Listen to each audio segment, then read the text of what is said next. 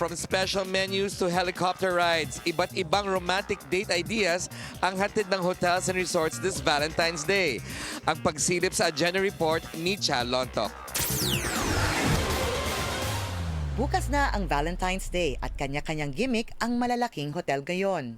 Tulad na lamang sa Soler Resort, Entertainment City. Parang galing lang sa pelikula ang mga eksena.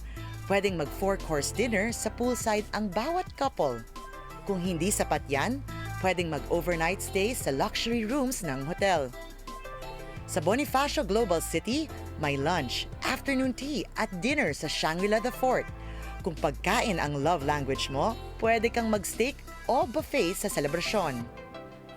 Sa Peninsula Manila, hindi lang 4-course dinner set ang handog nila. Mayroon ding live jazz para sa magandang musika. 6-course culinary experience ang hatid naman ni Chef Matthew Fournier sa Old Manila. Para sa hindi malilimutang Valentine's Day, mayroong special package ang hotel, kabilang dyan ang helicopter rides sa syudad.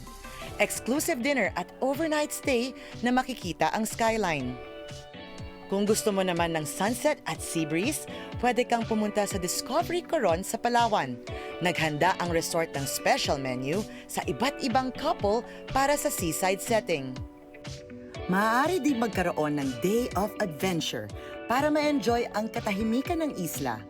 Kasama mo man ang iyong partner, mga kaibigan o pamilya, siguruhing masaya at memorable ang karanasan nila. Happy Hearts Day, everyone!